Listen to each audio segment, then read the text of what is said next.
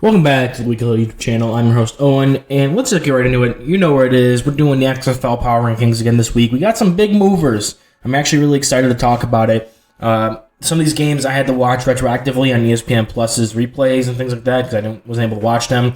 Busy weekend for me with the Sabres games and WrestleMania and a bunch of other stuff that was going on that I wasn't able to catch up on every single game live. So, again, had to go back and rewatch it. And here are just some of my opinions on what happened.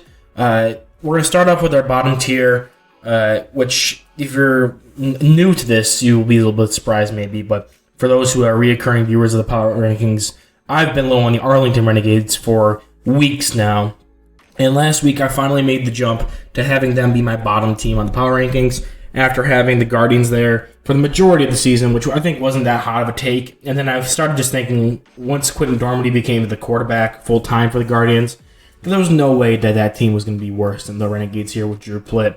And they ran up against Seattle, which you'll see on the top half of the Power Rankings, and I kind of assumed that this would be a big-time loss for them. And it wasn't as big as I would think. Drew Plitt, 19-29, 213, and an interception. Defiant Smith continues to be the only thing that wills this team to do anything on offense.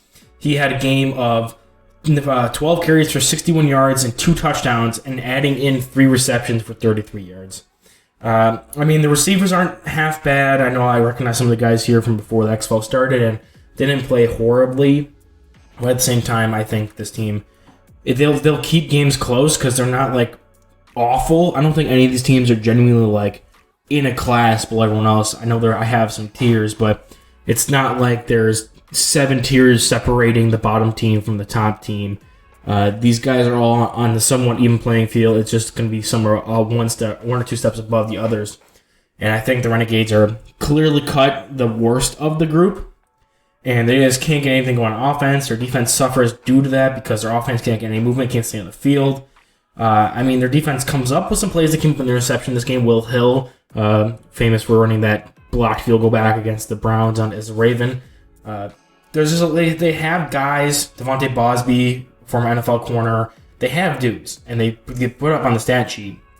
2 dudes separately had 10 total tackles individually for the Renegades defense. It's just they're on the field so long, and their offense can't keep up regardless. So they lost here 24-15 to the Sea Dragons, and they're going to continue to be the lowest team on my power rankings. Next up at number 7 is going to be a big faller. And I'm tired of defending this team back and forth, up and down. I kept trying to make excuses as to why they were a better team than they actually were, and I finally just accepted defeat here. It's going to be the San Antonio Brahmas. Huge fan of their defense. I love their defense. Love the corner Luke Barku. I thought he could have been a breakout candidate for the second half of the season to be Defensive Player of the Year. He doesn't put up stats. I still think he's a great corner for an XFL level, and I think he'll be a backup, if not maybe like a pinch starter at the NFL level. I think there's a lot of guys in this league that are going to have some NFL jobs coming up, and I'll point him out as I get to them. But like Defiant Smith in the last one, in this one it's going to be, I think, Luke Barku. I don't know if anyone else in the offense would elicit that feeling for myself. Like, do you remember back in week 1 when this team was like established to run? We had Jacquez Patrick and Kalen Ballage, and we had Jack Cohn ran a run-heavy offense in Wisconsin and Notre Dame, and we're going to go out there, we're going to run the ball, play good defense, and win football games that are tough and gritty. You're not going to like it, but we're going to win them. And now it's Ben Kirk and Jawan Pass at quarterback, which Ben Kirk got absolutely slaughtered. His offensive line gave him no help this game. And last week he had 48 hours to learn the whole offense and get ready to play. This week he had a whole week of practice. Still not long enough to build chemistry with anything with his receivers. But he was able to put up some decent numbers, 22 of 31 for 179, touchdown interception, sacked 3 times. Juwan Pass had 2 passes, also sacked. But the thing that really stands out to me here is the rushing totals. Jacquez Patrick, 12 carries, 20 yards for a long of 4, average of 1.7. Then it's Ben Kirk, and John Hilleman. The fact that this team got away from their identity so quickly is kind of disgusting, and I really think they're doing this defense a disservice. And yeah, I can't come up with any more defenses of this team, especially since they lost again to my number 6 team with the Vegas Vipers. These are the 2 teams that are bouncing back and forth in this little tier of their own, and were able to just top one another each week. Maybe the Vipers had a good week when it was Luis Perez or Brent Hundley playing quarterback, but not Brent Hundley. What's his name? Is it Brent Hundley? I think so. I'm trying to remember. Not Tyler Huntley is the one for the Ravens. Yes. Regardless, this week they had Jalen McClendon at quarterback, and he carved up the Brahmas defense. 21 of 31, 264, and 2 touchdowns. I almost wanted to put a break here, a tear gap between the Brahmas and the Vipers, because there was such an outclassing here when it came to offensive firepower versus each other. I mean, the rushing game wasn't much better, but they were able to throw all over that defense, which was arguably probably exhausted from being on the field so much. And the Brahmas got carved up by Jalen McClendon. But I think the Vipers don't woo me as much as I thought. Martavis Bryant continues to be the big disappointment of this league. 0 catches for 0 yards on 1 target. At least Geronimo Allison had 3 catches for 49 yards with a 100% catch rate. Jeff Badgett had one of his down games. Vipers are just they're a decent team. They're like one of those teams in the NFL that would have went 8-8 every year. They're the Tennessee Titans of the XFL. And are now, I believe, they're the first team that is mathematically eliminated from playoff contention.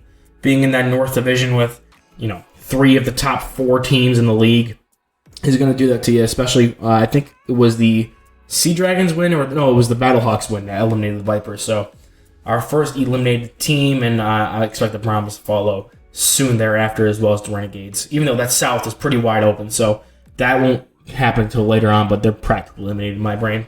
Next up, in their tier of their own, moving up 2 spaces, is going to be the Orlando Guardians. Imagine saying that 4 weeks ago when Paxton Lynch was our starting quarterback. They've done so good. And I kept calling it out that their play calling was decent. It was just they had the failure execution by their players. And now that Quentin Dormady comes in, scores 6 touchdowns on his own, 3 rushing, 3 passing, won 27 of 34 for 328 and 3 touchdowns. 8 rushes, 22 yards, 3 touchdowns. They had Jamaine Martin with 11 carries and 52 yards. They were able to really move the ball on this DC Defenders defense that was heralded as the best defense in the league, even though I kind of thought San Antonio's was better. Greg Williams was getting potential Assistant Coach of the Year awards, and his defense was talked up over and over and over again. Shut down Seattle week 1. And Cody Lattimore, Charleston Rambo really showed out, really popped this game. Quentin Dormady has been executing what they needed to, and they even lost 2 fumbles. So they should not have won this game against the best team in the league, undefeated versus winless. They get their first win of the season. I was really impressed. There was a couple good defensive stands as well. I really liked how Matt Elam's coming along at safety for them.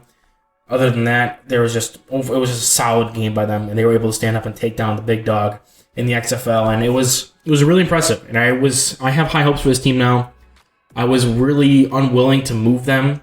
I gave them a bump up 1 last week, but I think that was more just because the Renegades were so disappointing. But for this week, it's been, okay, now they're starting to get it together. They're starting to piece together what I thought they could potentially be if they had better quarterback play. They're getting that better quarterback play, and now I'm going to reward them, making them the 5th best team in the league right now.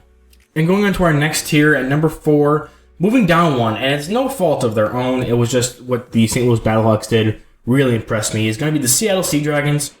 Ja'Cour Pearson, I don't know. I'm not sure if he still leads the league in receiving. I can double check that real quick while I'm talking. But he has slowed down a lot since he came out to the hot start. Yeah, he's still leading the league. 45 receptions, at least. Yardage-wise, he's behind Cody Lattimore after that big game against the Defenders.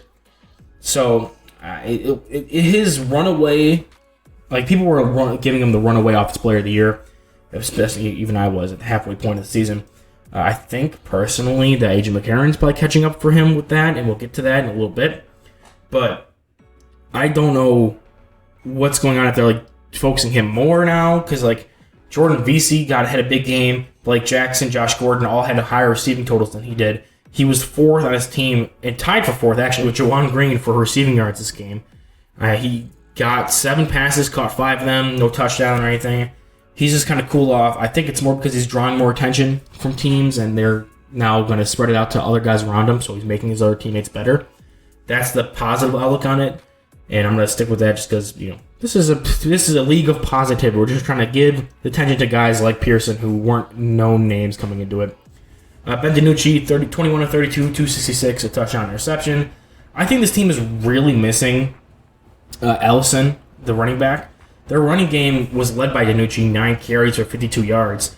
And, like, this didn't bite them in the ass, but, I mean, they were playing the Renegades.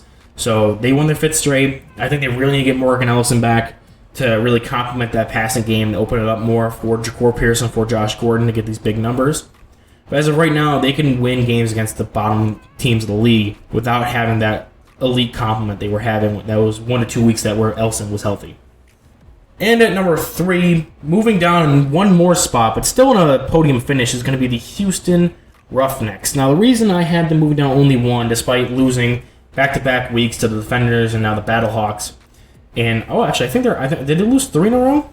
I need to check their schedule because I don't actually remember. I thought they only had 2 losses. Let's double check that right now so I don't look like an idiot. But regardless, I think they're on a bit of a skid, and they're really banged up. This week, Cole McDonald was the one who started because Brandon Silvers was hurt. I mean, he was fine. I wouldn't really say... Yeah, they have lost 3 in a row. Okay, cool. Sorry. Cole McDonald came in. He was fine. He came in relief last week and looked good versus the Defenders, but they were also playing like prevent defense and allowing them to throw it. 15 of 32 for 106. He had a really ugly interception early on in the game where he threw across his body. I don't think he's the starting quarterback they want as soon as Silvers is healthy. And that's why I only moved him on really one, is because they were hurt at quarterback. And I think if Silvers was playing in this game, they might have won. Max Borghi led the way, 9 carries of 46 yards. McDonald, who previous to this was just like their Taysom Hill kind of quarterback, threw it once or twice a game, run the ball, had 8 carries of 40 yards. The offense in general just struggled. I think they looked out of sync. I really do think Silvers was really what was keeping this team together. And if it weren't for injury, he definitely would be the starter. And I think this game has solidified that he's going to be the starter coming back. I know there were some question marks after last week's game where McDonald came in and looked good against the Defenders. I think this kind of quells that a little bit. So I still have hope for the Roughnecks. They're definitely going to win the South, even though the records are a lot closer than you'd want to be. My prediction is going to be Roughnecks versus Guardians. I think the Guardians are best set up to go on a run here and really clinch out and get into the South Division playoff spot. Even though the other South teams are 2 and 5 and things like that. So being 1 and 6 isn't going to be a death knell. I still think the Roughnecks have an easy path into the championship. I just don't know if they'll be able to top our number 2 team here again with the St. Louis Battlehawks, or number 1 team, the DC Defenders still. Let's get to both of them real quick. The St. Louis Battlehawks, A.J. McCarron making his statement game here, 26-34, 222, and 3 touchdowns. He's pushing for that MVP. It was Ja'Cory Pearson's to run away with, but McCarron was kind of like a sleeper guy people were talking about, and he's looked great. Brian Hill's going to be on an NFL roster. Hakeem Butler's come on, got another touchdown here. Darius Shepard, 7 for 70. Brian Hill, again, 11 carries, 53 yards. We also added with 3 receptions for 28 yards. The defense has the single most takeaways in the entire league. Now, they also gave away the ball twice when it came to Brian Hill fumbling it, and that led to a touchdown for the Roughnecks, really kept them in this game. And I don't know, that's going to get cleaned up, but I think fumbles are a week-to-week thing. Brian Hill never really showed the issues of fumbling that much as he did this week, so I think it was just Houston making some good plays on defense, which they've been good at most of the season, so I can't really knock them for that too hard. But yeah, Battlehawks really were impressive, and that's the reason why the Sea Dragons fell, was just because the Battlehawks were really good this week, and they've been really good recently, and I think this North is going to be kind of a bloodbath coming into the finish. Like, the fact that the Defenders, who were number 1 and looked good against the Guardians, like, you might want to knock them down just because they was the Guardians. But like I said, the Guardians played a great game. Ta'amu looked good. 3 touchdowns, no interceptions. Derek King threw a touchdown. Abram Smith continued his second half of the year dominance. He's making the case for the MVP as well, with 18 carries for 127 yards and a touchdown. Chris Blair with a giant 86-yard long touchdown catch. That was crazy. He kept them in the game there. Overall, they're just a great team. They've been great. They used to minimize the mistakes. They had 1 fumble lost here by Abram Smith. Their defense has been a standout for them, and like I said, if it's not the best because of San Antonio, they might be one of the better ones, if not like number 2. So that's why I don't have them falling too much. They were into a hot Guardians team, quote unquote hot, and the fact that they could potentially miss the playoffs in general because Seattle and St. Louis could get hot and beat them is crazy. This North is insane, and I don't think anyone from the South, maybe the Roughnecks, if they're fully healthy, can really compete with them, especially not any of the other teams. So we'll see how that all shakes out. These are the power rankings for this week. And yeah, check out the rest of my stuff. I'm hoping to get more consistent now that spring break is coming up, and I'll be able to make more videos and watch more players for the draft and things like that. So keep an eye out. I keep saying that every week that I'm going to post more. But again, school's becoming hectic. So I'll see you guys in the next one.